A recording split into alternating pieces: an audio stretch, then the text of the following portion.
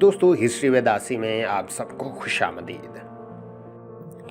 دوستو انڈین دارالحکومت نئی دلی کے قلب میں واقع لال قلعہ گزشتہ دنوں ساری دنیا کی میڈیا میں اس وقت سرخیوں میں آیا تھا جب ملک کے یوم جمہوریہ کے موقع پر کسانوں کی ریلی کے سینکڑوں کسان لال قلعے میں داخل ہو گئے اور اس کی فصیلوں پر کسان تحریک کے پرچم لہرا دیے۔ پولیس کی اس قدر تعداد میں تعیناتی کے باوجود کسانوں کی ایک بھیڑ کا لال قلعے میں داخل ہونا کسانوں کے حق میں ہوگا یا نہیں، لیکن یہ قلعہ صدیوں سے چلی آ رہی جدوجہد کی علامت کا مظہر ضرور ہے۔ تاریخی طور پر اگر دیکھیں تو لال قلعہ دور جدید سے قبل انڈیا کی سالمیت اور تنوع کے مرکز کی علامت رہا ہے، اور یہ خیال صدیوں سے لوگوں کے ذہن میں پیوست ہے کہ لال قلعہ جس کے قبضے میں ہوگا ہندوستان اس کا ہوگا۔ پورے بر صغیر پر لال قلعے کی حاکمیت اورنگزیب کے دور میں اپنے عروج پر پہنچتی ہے جب وہ جنوبی ہند کے بھی اپنے تسلط میں لے آتا ہے۔ چنانچہ سن 1857 کی پہلی جنگ آزادی ہو یا پھر موجودہ میانمار کے دارالحکومت رنگون میں آخری مغل بادشاہ بہادر شاہ ظفر کی جلاوطنی، انڈیا کی تحریک آزادی کے رہنما اور آزاد ہند فوج کے بانی سبھاش چندر بوس کا دلی چلو نعرہ ہو، یا پھر انڈیا کی آزادی کے دن 15 اگست 1947 کو لال قلعے کے لاہوری دروازے کی فصیلوں سے پہلے وزیر اعظم جواہر لال نہرو کا خطاب، یہ سب لال قلعے کی عمارت اور دی آئیڈیا آف انڈیا اور اس کی سالمیت کی علامت رہا ہے۔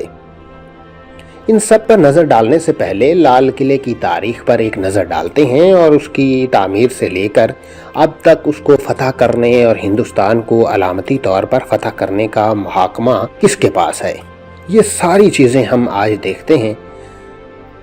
دوستو، دلی کی تاریخ زمانہ قدیم سے دلی کو جنوبی ایشیا کے اس خطے میں مرکزی اہمیت حاصل رہی ہے، اور کہا جاتا ہے کہ راجہ اندر کی راجدھانی اندر پرست تھی، لیکن اس کی عملداری کہاں تک تھی اس کے متعلق قطعیت کے ساتھ کچھ نہیں کہا جا سکتا۔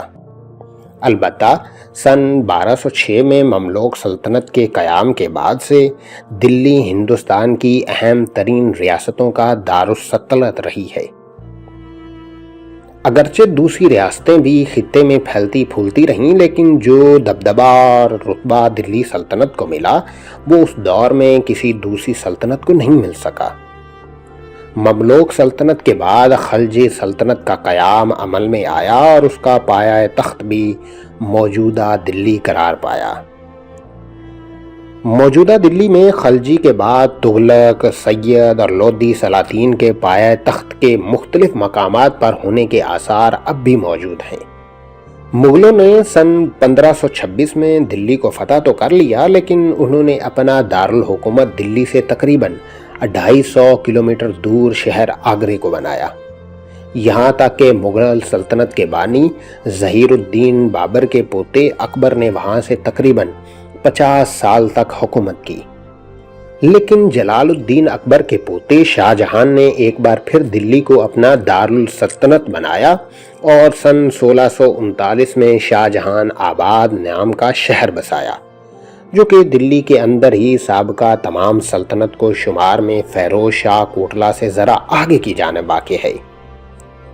یعنی تقریباً 400 سال بعد بھی اس شہر کے قلعے کا علامتی طلسم زندہ اور برقرار ہے۔ 1857 میں یہ جنگ آزادی کا مرکز تھا، جہاں سے انگریزی حکومت کے خلاف ایک جدوجہد کا آغاز کیا گیا جو ناکامی کا شکار ہو گیا۔ اس بغاوت یا انقلاب کے بعد سے انڈیا میں انگریزوں کی مکمل عملداری قائم ہو گئی۔ اب تک وہ مشرق میں آباد شہر کولکتہ سے حکومت کر رہے تھے، لیکن دلی کی تاریخی اور جغرافیائی افادیت کے پیش نظر سلطنت برطانیہ نے اپنا دارالحکومت منتقل کر کے دلی کر دیا۔ سرخ پتھر سے تعمیر شاہ جہاں آباد کے قلعے کو آج لال قلعے کے نام سے جانا جاتا ہے، جو اپنی شان و شوکت کا استعارہ ہے۔ انگریزی میں اسے ریڈ فورٹ کہا جاتا ہے اور دنیا بھر سے یہ اسی نام سے مشہور ہے۔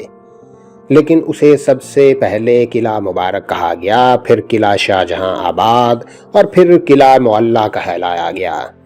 بعد میں حرف عام میں اسے لال قلعہ کہا جانے لگا۔